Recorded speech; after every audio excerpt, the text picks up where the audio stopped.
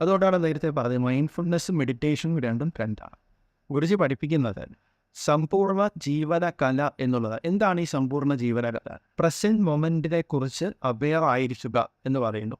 അതും ഈ നിമിഷം ജീവിക്കുക എന്ന് പറയുന്നതിൻ്റെ രണ്ട് വ്യത്യാസങ്ങളുണ്ട്. ഈ ചിന്തകളും ഈ വിചാരങ്ങളും നമ്മളിൽ എങ്ങനെയാണ് സ്ഥിതി ചെയ്യുന്നത്, ഇതിൻ്റെ ഉറവിടം എന്താണെന്നുള്ളത് ശരിയായ രീതിയിൽ ആൾക്കാർക്ക് അറിയാൻ പറ്റാത്തൊരവസ്ഥ ഉണ്ടായിട്ടുണ്ട്.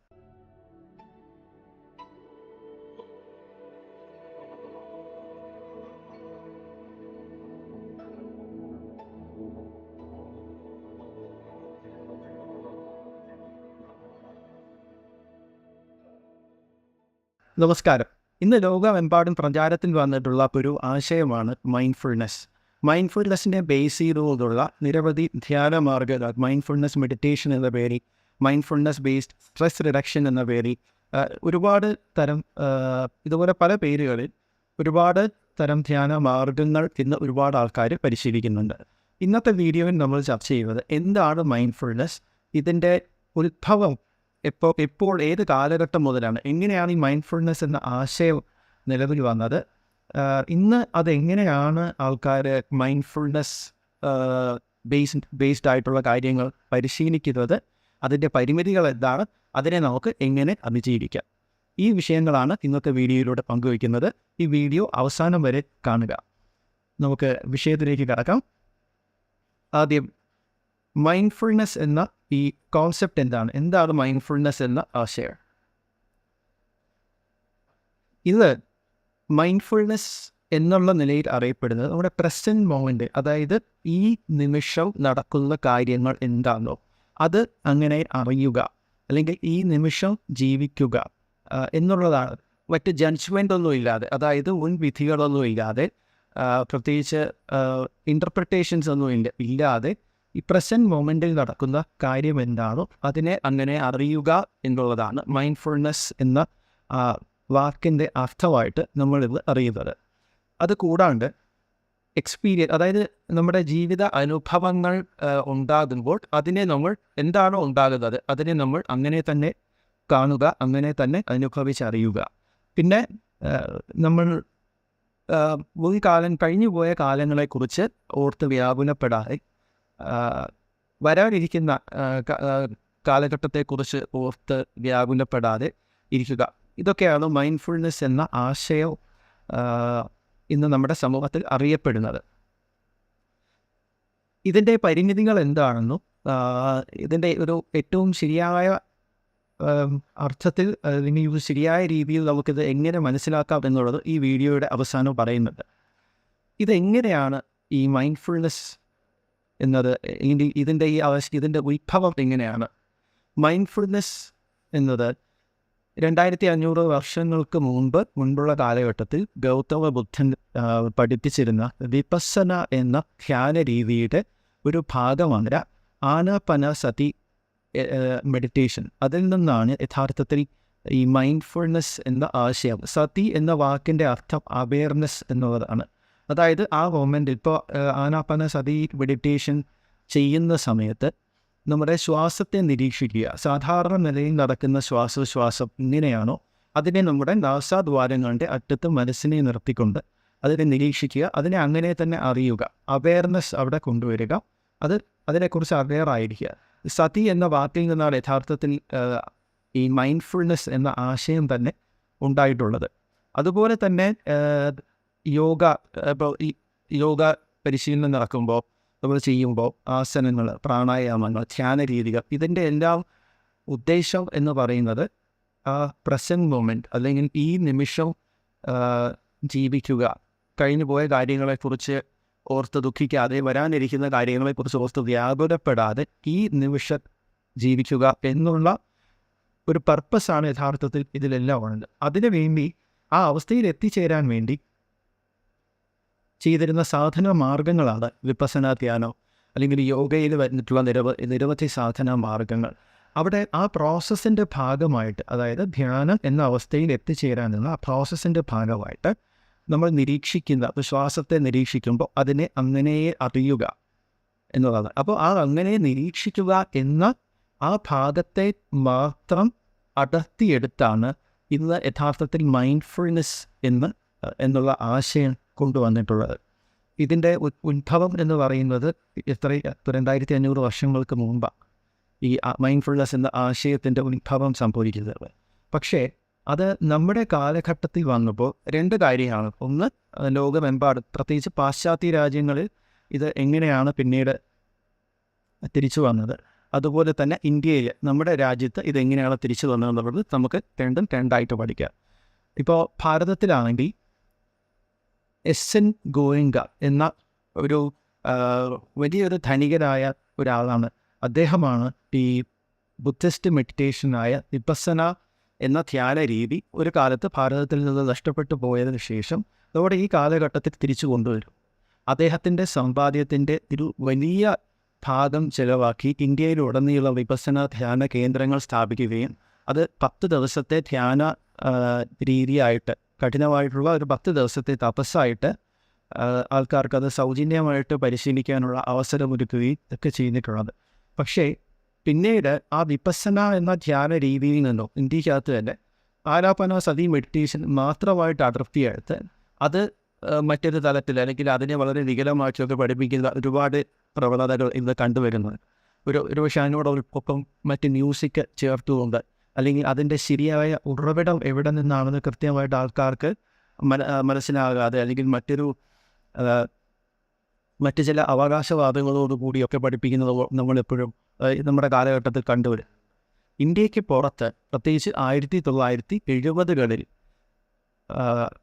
പാശ്ചാത്യ രാജ്യങ്ങളിൽ ഈ മൈൻഡ്ഫുൾനെസ്, അതായത് ഈ മെഡിറ്റേഷൻ്റെ ആ പ്രോസസ്സിൻ്റെ ഭാഗമായിട്ട് ആ നടക്കുന്ന പ്രക്രിയ എന്താണോ അതിനെ അങ്ങനെ തന്നെ അറിയുക എന്ന ആ ഭാഗം മാത്രം അടർത്തിയെടുത്ത് പാശ്ചാത്യ രാജ്യങ്ങളിൽ ഒരു പ്രധാനമായിട്ടും മസാച്യുസെറ്റ്സ് സ്കൂൾ ഓഫ് മെഡിസിനിലെ പ്രൊഫസറായിരുന്ന ജോൺ കബാറ്റ്-സിൻ എന്ന ഒരു പ്രൊഫസറാണ് ഈ ആശയം എടുത്ത്, അദ്ദേഹം ആശയം മാത്രമല്ല ഈ ശ്വാസമന സംയോജിത ധ്യാന രീതി അതിൽ നിന്ന് നടത്തിയെടുത്ത് മൈൻഡ്ഫുൾനെസ് ബേസ്ഡ് സ്ട്രെസ് റിഡക്ഷൻ എന്ന പേരിൽ 1970-കളിൽ വിദേശ രാജ്യങ്ങൾ, പ്രത്യേകിച്ച് വെസ്റ്റേൺ കൺട്രീസിൽ ഇത് പ്രചരിപ്പിക്കുകയും തുടർന്ന് ആ കാലഘട്ടത്തിൽ ഒരുപാട് മാനസിക സംഘർഷം അനുഭവിച്ചിരുന്ന ആൾക്കാർ, അതുപോലെ പല രോഗങ്ങൾ കാരണം ശരീരവേദനകൾ അനുഭവിച്ചിരുന്ന ആൾക്കാർ, പലതരം അസുഖങ്ങളുണ്ടായിരുന്ന ആൾക്കാർ, ഇതിനൊക്കെ ഒരുപാട് ഗുണം ഉണ്ടായി ഈ മൈൻഡ്ഫുൾനെസ് ബേസ്ഡ് സ്ട്രെസ് റിഡക്ഷൻ എന്ന പ്രാക്ടീസ് അവിടെ ഇൻട്രൊഡ്യൂസ് ചെയ്തപ്പോൾ. പക്ഷേ യഥാർത്ഥത്തിൽ ഇത് ആനാപാന സതി മെഡിറ്റേഷൻ തന്നെയാണ് അവിടെ മറ്റൊരു പേരിൽ പഠിപ്പിച്ചിരുന്നത്. എപ്പോഴും ഒരു കാര്യം, അത് ഒരു അറിവായിക്കോട്ടെ അല്ലെങ്കിൽ അതൊരു പരിശീലന മാർഗമായിക്കോട്ടെ, എന്താണെങ്കിലും നമ്മളത് എവിടെ നിന്നാണ് നമ്മളത് പഠിച്ചത്, ആ സോഴ്സിനെ നമ്മൾ എപ്പോഴും അക്നോളജ് ചെയ്യുക എന്നുള്ളതാണ്.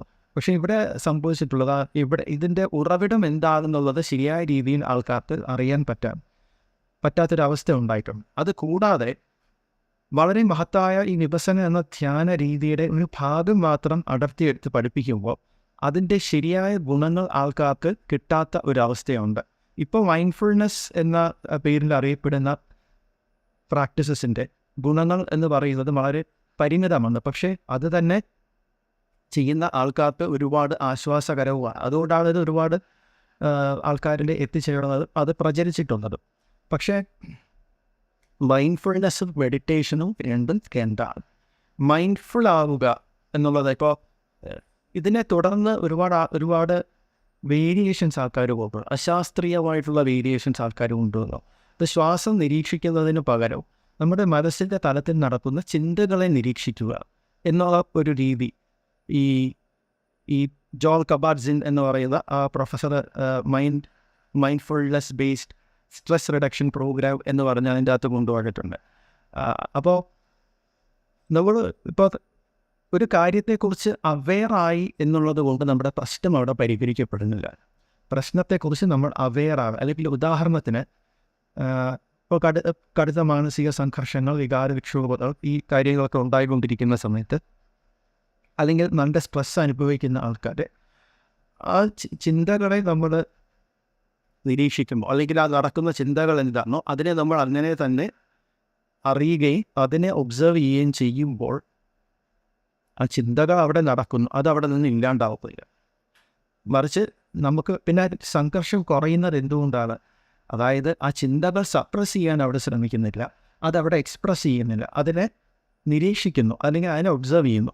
അതുകൊണ്ട് സപ്രസ് ചെയ്യുന്നതിൻ്റെയും അത് എക്സ്പ്രസ് ചെയ്യുന്നതിൻ്റേതായിട്ടുള്ള സംഘർഷം ഇല്ലാതാകുന്നു എന്ന് മാത്രമേ ഉള്ളൂ. പക്ഷേ ആ ചിന്താ തരംഗങ്ങൾ നമ്മളിൽ തന്നെയുണ്ട്. നമ്മളുടെ സ്വഭാവത്തിൽ വ്യത്യാസം വരുന്നില്ല, നമ്മളുടെ കാഴ്ചപ്പാടുകളിൽ വ്യത്യാസം വരുന്നില്ല, നമ്മൾ പ്രശ്നങ്ങൾ നേരിടുന്ന രീതിയിൽ വ്യത്യാസം വരുന്നില്ല. പിന്നെ എന്താണ് സംഭവിക്കുന്നത്? നമുക്ക് ടെമ്പററി ആയിട്ട് താൽക്കാലികമായിട്ട് റിലാക്സേഷൻ കിട്ടുന്നു, അല്ലെങ്കിൽ ഒരു കാംനെസ്, ഇന്നർ പീസ്, ഇതൊക്കെ ആൾക്കാർക്ക് അനുഭവപ്പെടുന്നു. പക്ഷേ അത് നമ്മളൊരു ധ്യാന എന്ന അവസ്ഥയിൽ എത്തിച്ചേരാൻ സഹായിക്കുന്നില്ല. പക്ഷേ കുറച്ച് ഗുണങ്ങൾ കിട്ടുന്നു എന്നുള്ളതിനപ്പുറത്തോട്ട് അതിൻ്റെ ശരിയായിട്ടുള്ള റിസൾട്ട് ആൾക്കാർക്ക് കിട്ടുന്നില്ല എന്നുള്ളതാണ് അതിൻ്റെ വാസ്തവം. തുടർന്ന് ഇത് സമൂഹത്തിൻ്റെ ലോകത്തിൻ്റെ മറ്റൊരുപാട് ഭാഗങ്ങളിലേക്ക് ഈ mindfulness based stress reduction technique എന്ന പേരിൽ ഇത് പ്രചരിപ്പിക്കുകയും 700-ലധികം ഇൻസ്റ്റിറ്റ്യൂഷൻസ് ഇത് നടപ്പിലാക്കുകയും തുടർന്ന് ഒരുപാട് മേഖലകളിൽ medicine, psychology, health care, neuro science, school, higher education, business, social justice, prisons, military, government, sports, ഇങ്ങനെ ഒരുപാട് മേഖലയിൽ ആൾക്കാർ mindfulness based stress reduction technique ഉപയോഗിക്കുന്നുണ്ട്. യഥാർത്ഥത്തിൽ ആനാപാനസതി മെഡിറ്റേഷൻ തന്നെയാണ് ഇവിടെ ചെയ്തുകൊണ്ടിരിക്കുന്നത്. പക്ഷേ അതിന് കുറച്ച് കൂട്ടിച്ചേർക്കലുകളോടുകൂടിയാണ് ഇത് ചെയ്തുകൊണ്ടിരിക്കുന്നത്. അപ്പോൾ ഇതിൻ്റെ പ്രാക്ടീസ് എങ്ങനെയാണ് ഇന്ന് നമ്മുടെ സമൂഹത്തിൽ ആൾക്കാർ ചെയ്തുകൊണ്ടിരിക്കുന്നതെന്ന് നോക്കാം. ഒന്ന്, അവിടെ ശ്വാസത്തെ നിരീക്ഷിക്കുക. രണ്ട്, ചിന്തകളെ നിരീക്ഷിച്ചുകൊണ്ടിരിക്കുക. അതായത് ഒരു ജഡ്ജ്മെൻ്റ് ഇല്ലാതെ, ഇൻ്റർപ്രിട്ടേഷൻസ് ഇല്ലാതെ ചിന്തകളെ നിരീക്ഷിച്ചുകൊണ്ടിരിക്കുക. പിന്നെ അതുകൊണ്ട് ഒരിക്കലും നമുക്ക് നമ്മുടെ പ്രശ്നം പരിഹരിക്കപ്പെടുന്നില്ല. ഇപ്പോൾ മാനസിക സംഘർഷമുണ്ട്, എവിടെയാണുള്ളത്? നമ്മുടെ ഉള്ളിലാണുള്ളത്. നമ്മൾ അതിനെ നിരീക്ഷിച്ചത് കൊണ്ട് മാത്രം ആ പ്രശ്നം അവിടെ പരിഹരിക്കപ്പെടുന്നില്ല, പ്രശ്നം അവിടെ തന്നെ നിലനിൽക്കുള്ളൂ. നേരത്തെ പറഞ്ഞതുപോലെ നമ്മളത് സപ്രസ് ചെയ്യുന്നതിൻ്റെയോ എക്സ്പ്രസ് ചെയ്യുന്നതിൻ്റെയോ ആയിട്ടുള്ള സംഘർഷം നമ്മളിൽ നിന്ന് കുറയുന്നു എന്നുള്ളതാണ്. എൻഗേജിങ് വിത്ത് ദ സെൻസസ്, അതായത് ഈ പലപ്പോഴും മൈൻഡ്ഫുൾനെസ് ബേസ്ഡ് സ്ട്രെസ് റിഡക്ഷൻ ടെക്നിക്കിൽ ചെയ്യിപ്പിക്കുന്നത് സെൻസസിനെ എൻഗേജ് ചെയ്യുക. അതായത് നമുക്ക് ചുറ്റുമുള്ള ഇന്ദ്രിയ അനുഭവങ്ങളിൽ സന്തോഷം അല്ലെങ്കിൽ ആനന്ദം കണ്ടെത്താൻ ശ്രമിക്കുക എന്ന ഒരു ഭാഗം അവിടെ പഠിപ്പിക്കുന്നുണ്ട്. പക്ഷേ നമ്മൾ ധ്യാനം എന്ന അവസ്ഥയിൽ എത്തിച്ചേരണമെങ്കിൽ നമ്മളുടെ ഇന്ദ്രിയങ്ങളിലൂടെ പുറത്ത് നിൽക്കുന്ന മനസ്സിനെ ഉള്ളിൽ ആക്കിയാൽ മാത്രമേ അത് സംഭവിക്കൂ. നമ്മൾ സെൻസസിലൂടെ അല്ലെങ്കിൽ ഇന്ദ്രിയങ്ങളിലൂടെ മനസ്സ് പുറത്ത് നിൽക്കുകയും അതിനെ നമ്മൾ അല്ലെങ്കിൽ അതിലൂടെ ആനന്ദം കണ്ടെത്താൻ ശ്രമിക്കുകയാണെങ്കിൽ ഒരിക്കലും ശരിയായിട്ടുള്ളൊരു ആനന്ദം എന്ന അവസ്ഥയിൽ എത്തിച്ചേരാൻ സാധിക്കില്ല. മൈൻഡ്ഫുൾ ഈറ്റിംഗ്, അതായത് നമ്മൾ ഭക്ഷണം കഴിക്കുമ്പോൾ അത് നിരീക്ഷിച്ച് കഴിക്കുക. അതുപോലെ മൈൻഡ്ഫുൾ മൂവ്മെൻറ്റ്, നമ്മുടെ ചലനങ്ങൾ നമ്മൾ നിരീക്ഷിച്ചുകൊണ്ട് നടത്തുക. പ്രാക്ടീസിങ് ഗ്രാറ്റിറ്റ്യൂഡ്, നന്ദിയുള്ളവരായിരിക്കുക. Loving kindness meditation. ഈ പറഞ്ഞ കാര്യങ്ങളൊക്കെ തന്നെ നമ്മൾ മനസ്സിലാക്കേണ്ടത്, ഇപ്പം ലവ്, കൈൻഡ്നെസ്, അതായത് സ്നേഹം, കരുണ, ഈ കാര്യങ്ങളൊക്കെ ഒരാളുടെ ഉള്ളിൽ നിന്ന് വരേണ്ടതാണ്. ഉള്ളിൽ നിന്ന് വരണമെങ്കിൽ ആന്തരികമായി മാറ്റം സംഭവിക്കും. ഉള്ളിൽ ഒരുപാട് വിദ്വേഷം, ഭയം തുടങ്ങിയുള്ള നെഗറ്റീവായിട്ടുള്ള അല്ലെങ്കിൽ അധമ വികാരങ്ങൾ ഉണ്ടാകുമ്പോൾ അങ്ങനെ ഒരാളുടെ നമ്മൾ എത്ര തന്നെ നമ്മൾ സ്നേഹം, കരുണ അതൊക്കെ പറഞ്ഞാലും അയാൾക്ക് ഒരിക്കലും അത് പ്രാവർത്തികമാക്കാൻ സാധിക്കില്ല. കാരണം ഇത് ഉള്ളിൽ നിന്ന് വരേണ്ടതാണ്. അതുപോലെ തന്നെ മൈൻഡ്ഫുൾ ഈറ്റിംഗ്, നല്ല മാനസിക സംഘർഷം ഉള്ള ഒരാൾ ഈ മൈൻഡ്ഫുൾ ഈറ്റിങ്ങിന് വേണ്ടി പരിശ്രമിക്കുമ്പോൾ അല്ലെങ്കിൽ മെൻ്റലി നമ്മൾ ട്രെയിൻ ചെയ്യുകയാണ് ചെയ്യുന്നത്, പലപ്പോഴും അത് സാധ്യമാകാറില്ല. ആ ട്രെയിൻ ഉപയോഗിച്ച് നമ്മുടെ മനസ്സിനെ അവിടെ നിർത്തി മൈൻഡ്ഫുൾ ആകാൻ നമ്മൾ ശ്രമിക്കുകയാണ് യഥാർത്ഥത്തിൽ ചെയ്യുന്നത്. അപ്പോൾ ഇതാണ് ഈ ചെയ്യുന്ന കാര്യങ്ങളുടെ പരിമിതി. അതുകൊണ്ടാണ് ഇത്രയും അധികം ധ്യാന രീതികൾ, ഇത്രയും അധികം കാര്യങ്ങൾ എന്ന ലോകത്തുണ്ടായിട്ടും മനുഷ്യൻ്റെ മനസ്സിൻ്റെ ആരോഗ്യം താഴേക്ക് പോകുന്നതും മെൻ്റൽ ഹെൽത്ത് റിലേറ്റഡ് ആയിട്ടുള്ള പ്രശ്നങ്ങൾ കൂടി വരുന്നതും ഒക്കെ ഇതിൻ്റെ അപൂർണമായ ഘടകങ്ങൾ കൊണ്ടാണ്. അപ്പോൾ എന്താണ് ഇതിന് ശാശ്വതമായിട്ടുള്ള ഒരു പരിഹാരം? ഇതിന് യഥാർത്ഥത്തിൽ ഈ മൈൻഡ്ഫുൾനെസ് എന്നുള്ളതിനെക്കാട്ടിലും അല്ലെങ്കിൽ അതിൻ്റെ ഏറ്റവും ഉത്കൃഷ്ടമായിട്ടുള്ള ഒരു അവസ്ഥ എന്താണ് എന്നുള്ളത് നിർവാണ യോഗ സിസ്റ്റത്തിൻ്റെ ഉപജ്ഞാതാവായ പൂർണ്ണഗുരു ശ്രീ മാധവാചാര്യൻ 60 വർഷങ്ങൾക്ക് മുൻപേ മുതൽ പഠിപ്പിക്കുന്ന ഒരു ഒരു കാര്യമാണ്. എന്താണ് അത്രയും ഉത്കൃഷ്ടമായിട്ടുള്ള അതിൻ്റെ ആ കോൺസെപ്റ്റ് എന്താണെന്നുള്ളത് നമുക്ക് ആദ്യം നോക്കാം. ഗുരുജി പഠിപ്പിക്കുന്നത് സമ്പൂർണ്ണ ജീവന കല എന്നുള്ളത്. എന്താണ് ഈ സമ്പൂർണ്ണ ജീവന കല? അതായത് ഈ നിമിഷം ജീവിക്കുക. നമ്മൾ ആദ്യം പറഞ്ഞ ഈ മൈൻഡ്ഫുൾനെസ് എന്നുള്ള ആശയം പ്രസൻറ്റ് മൊമെൻറ്റിനെ കുറിച്ച് അവെയർ ആയിരിക്കുക എന്ന് പറയുന്നു. അതും ഈ നിമിഷം ജീവിക്കുക എന്ന് പറയുന്നതിൻ്റെ രണ്ട് വ്യത്യാസങ്ങളുണ്ട്. കാരണം ഈ നിമിഷം ജീവിക്കുക എന്ന് പറയുമ്പോൾ പ്രസൻറ്റ് മൊമെൻറ്റിനെ കുറിച്ച് അവെയർ ആയിരിക്കുക എന്ന് മാത്രമല്ല ഗുരുജി പഠിപ്പിക്കുന്നത്. പിന്നെന്താണ്? വേണ്ടത് വേണ്ട സമയത്ത് പ്രവർത്തിക്കുക. കഴിഞ്ഞു പോയ കാര്യങ്ങളെക്കുറിച്ച് ഓർത്ത് ദുഃഖിക്കാതിരിക്കുക, നാളെക്കുറിച്ച് ഓർത്ത് വ്യാകുലപ്പെടാതിരിക്കുക. ഏറ്റവും പ്രധാനമായിട്ടും ഈ നിമിഷത്തെക്കുറിച്ച് അവെയർ ആയിരിക്കുക മാത്രമല്ല, പിന്നെന്താണ്? ഈ നിമിഷം വേണ്ടത് വേണ്ട സമയത്ത് പ്രവർത്തിക്കുക എന്നുള്ള ഒരു അവസ്ഥയിലൂടെ നമ്മൾ എത്തിച്ചേരണം. നമ്മൾ ബോധപൂർവം ഈ നിമിഷത്തെ കുറിച്ച് അവെയർ ആകാൻ ശ്രമിക്കുമ്പോൾ യഥാർത്ഥത്തിൽ നമ്മുടെ മനസ്സിനെ അതിനുവേണ്ടി ട്രെയിൻ ചെയ്യാണ് നമ്മൾ ചെയ്യുന്നത്. ആ മൈൻഡ്ഫുൾനെസ് അല്ലെങ്കിൽ ഈ നിമിഷം ജീവിക്കുന്ന ആ ഒരു സ്റ്റേറ്റിലേക്ക് നമ്മൾ എത്തിച്ചേരുന്നില്ല. നമ്മൾ മനസ്സിനെ എന്ത് ചെയ്യാണ്? അതിലേക്ക് വേണ്ടി ട്രെയിൻ ചെയ്യാണ്. കുറച്ച് കഴിയുമ്പോൾ ആ ചെയ്യുന്ന ആൾ എക്സോസ്റ്റഡ് ആവും. കാരണം എന്താണ്? നമുക്ക് കഴിയാത്തൊരു കാര്യം ഫോഴ്സ് ഉപയോഗിച്ചാണ് ചെയ്യുന്നത്. അപ്പോൾ ഈ നിമിഷം ജീവിക്കുക, വേണ്ടത് വേണ്ട സമയത്ത് പ്രവർത്തിക്കുക എന്നുള്ളതാണ്. അപ്പോൾ അത്രയും ഉത്കൃഷ്ടമായിട്ടുള്ള ആ ഒരു അവസ്ഥയിൽ എത്തിച്ചേരണമെങ്കിൽ എന്താണ് സംഭവിക്കേണ്ടത്? ആ പ്രോസസ്സ് എന്താണ് എന്നുള്ളത് നമുക്ക് നോക്കാം. ഒന്ന്, മനസ്സിൻ്റെ ഉയർച്ച സംഭവിക്കണം. നേരത്തെ പറഞ്ഞതുപോലെ ഈ മൈൻഡ്ഫുൾനെസ് എന്ന കോൺസെപ്റ്റിൽ പറയുന്നത് പോലെ സ്നേഹം, ദയ, കരുണ തുടങ്ങിയ ഗുണങ്ങൾ ഉണ്ടാകണമെങ്കിൽ ഒരാളുടെ അധമ വികാര വിചാരങ്ങളുടെ ഇരിപ്പിടത്തിൽ നിന്ന് ഒരു ഉയർന്ന പോസിറ്റീവായിട്ടുള്ള ചിന്താഗതി ഉണ്ടാകുന്ന ഒരവസ്ഥയിലേക്ക് മനസ്സിൻ്റെ ഉയർച്ച സംഭവിക്കണം എന്നാണ് ഗുരുജി പഠിപ്പിക്കുന്നത്. അപ്പോൾ അങ്ങനെ സംഭവിച്ചാൽ മാത്രമേ നല്ല ചിന്തകൾ ഉള്ളിൽ നിന്ന് തനിയെ ഉണ്ടാവുള്ളൂ. അപ്പോൾ ആദ്യം നമ്മളിൽ തന്നെയുള്ള ഈ നെഗറ്റീവായിട്ടുള്ള അല്ലെങ്കിൽ ഈ ഷഡ്ദോഷ സംബന്ധമായിട്ടുള്ള കാമ, ക്രോധ, ലോഭ, മോഹ, മത, മാത്സര്യങ്ങൾ ഇത് സംബന്ധിയായിട്ടുള്ള നമ്മളുടെ സംസ്കാരങ്ങളിൽ നിന്ന് ആദ്യം ഒരു വിഭജനം സംഭവിക്കുക. അതായത് അതിൻ്റെ സ്വാധീന വലയത്തിൽ നിന്ന് ആദ്യം ഉയർത്തുക. 2, അതിനുശേഷം എന്താണ് സംഭവിക്കുന്നത്? ആ സംസ്കാരങ്ങളുടെ ശുദ്ധീകരണം സംഭവിക്കണം. ഈ ചിന്തകളും ഈ വികാര വിചാരങ്ങളും നമ്മളിൽ എങ്ങനെയാണ് സ്ഥിതി ചെയ്യുന്നത്? അതൊരു ഊർജ്ജ രൂപത്തിലാണെന്നാണ് കുറിച്ച് പഠിപ്പിക്കുന്നത്. അപ്പോൾ ആ ഊർജ്ജ രൂപത്തിലുള്ള നല്ലതും ചീത്തയുമായിട്ടുള്ള സംസ്കാരങ്ങളിൽ അല്ലെങ്കിൽ ആ ചിന്തകൾ, വികാര വിചാരങ്ങൾ, ഈ ഘടകങ്ങൾ നമ്മളിൽ നിന്ന് ശുദ്ധീകരിക്കപ്പെടണം. അവിടെ നമ്മളൊരു ഹീലിംഗ് പ്രോസസ്സിന് നമ്മൾ വിധേയമാകേണ്ടതുണ്ട്. അവിടെ നമ്മൾ ഒരു ഊർജം സ്വീകരിച്ചാൽ മാത്രമേ ഒരു ശുദ്ധീകരണ പ്രക്രിയ അവിടെ നടക്കുകയുള്ളൂ. അപ്പോൾ അത് നമ്മളിൽ നിന്ന് ഇല്ലാണ്ടാവുമ്പോൾ എന്താണ് സംഭവിക്കുക? ധ്യാനം എന്ന അവസ്ഥയിൽ നമുക്ക് എത്തിച്ചേരാൻ സാധിക്കും. അതുകൊണ്ടാണ് നേരത്തെ പറഞ്ഞത് മൈൻഡ്ഫുൾനെസ്സും മെഡിറ്റേഷനും രണ്ടാണ്. മെഡിറ്റേഷൻ എന്ന് വെച്ചാൽ ഗുരുജി പഠിപ്പിക്കുന്നത് മെഡിറ്റേഷൻ സംഭവിക്കുമ്പോൾ മെഡിറ്റേറ്റർ ഇല്ല എന്നാണ്. അപ്പോൾ ആ അവസ്ഥയിൽ എത്തിച്ചേരണം. അതായത് ചിന്തകളൊന്നുമില്ലാതെ പരിപൂർണമായിട്ടൊരു ശൂന്യാവസ്ഥയിൽ എത്തിച്ചേരണം. ഈ ജന്മ സംസ്കാരങ്ങൾ നമ്മളിൽ നിന്ന് ഇല്ലാണ്ടാകണം. അത് ഇല്ലാണ്ടായി കഴിഞ്ഞ് പിന്നെ എന്താ സംഭവിക്കുക? ബോധ ഉണർവ് സംഭവിക്കുക. അപ്പോൾ ഇവിടെ മനസ്സിനെ ട്രാൻസെൻഡ് ചെയ്യുന്നൊരവസ്ഥയുണ്ട്. ബോധ ഉണർവ് സംഭവിക്കുമ്പോൾ നമ്മൾ മനസ്സിനെ അവെയർ ആയിരിക്കാൻ അല്ലെങ്കിൽ പ്രസൻറ്റ് മൊമെൻറ്റിൽ നിർത്താൻ വേണ്ടി നമ്മൾ ട്രെയിൻ ചെയ്യുകയല്ല, നമ്മൾ മനസ്സിനെ ട്രാൻസെൻഡ് ചെയ്യുകയാണ്. അതായത് ബോധം മനസ്സിൻ്റെ തലത്തിൽ നിന്നും ആത്മാവിൻ്റെ തലത്തിൽ പ്രവർത്തിക്കുന്ന ഒരവസ്ഥയുണ്ടാകുമ്പോൾ നമ്മൾ ഈ ചിന്തകളും വികാര വിചാരങ്ങളും നമ്മളെ സ്വാധീനിക്കാത്തൊരവസ്ഥയിലെത്തുകയും നമ്മളുടെ വിവേകവും ബോധവും ഉണർന്ന് പ്രവർത്തിക്കുന്ന ഒരവസ്ഥയിൽ നമ്മൾ എത്തിച്ചേരുകയും ചെയ്യും. അപ്പോൾ നമ്മൾ ഈ പ്രസൻറ്റ് മൊമെൻറ്റ് അല്ലെങ്കിൽ മൈൻഡ്ഫുൾ ആകാൻ നമ്മൾ ട്രെയിൻ ചെയ്യേണ്ട ആവശ്യമില്ല. ആ പ്രസൻറ്റ് മൊമെൻറ്റിൽ തന്നെ നമ്മുടെ മനസ്സ് നിൽക്കുന്ന ഒരവസ്ഥയിൽ നമുക്ക് തനിയെ എത്തിച്ചേരാൻ സാധിക്കും. അങ്ങനെ സംഭവിക്കുമ്പോൾ എന്താണ് ബോധ ഉണർവുണ്ടാകുമ്പോൾ നമുക്ക് കൂടുതൽ ജ്ഞാന ഉണർവുണ്ടാകുന്നത്. ആ ജ്ഞാനം അല്ലെങ്കിൽ അറിവ് കർമ്മത്തിൽ പ്രതിഫലിക്കുമ്പോഴാണ് ശരിയായ ഒരു ജീവിത രീതി ഉണ്ടാകുന്നത്. അപ്പോൾ ഈ തരത്തിലൊരു മാറ്റം സംഭവിച്ചാൽ മാത്രമേ ഒരു വ്യക്തിക്ക് ശരിയായിട്ടുള്ള ജീവിത ശൈലി ഉണ്ടാവുകയുള്ളൂ, മാനസിക സംഘർഷം കുറയാൻ സഹായിക്കുകയുള്ളൂ, മെൻ്റൽ സ്ട്രെങ്ത് വർദ്ധിക്കാൻ സഹായിക്കുകയുള്ളൂ. അതിനുവേണ്ടി കടന്നു പോകേണ്ട പ്രോസസ്സിനെ കുറിച്ചാണ് ഇപ്പോൾ പറഞ്ഞത്. ഇത് പൂർണ്ണ ഗുരു ശ്രീ മാധവാചാര്യൻ നിർവ്വാണ യോഗ എന്ന ശാസ്ത്രത്തിലൂടെ ലോകത്തിന് തന്നിട്ടുള്ള കാര്യമാണ്.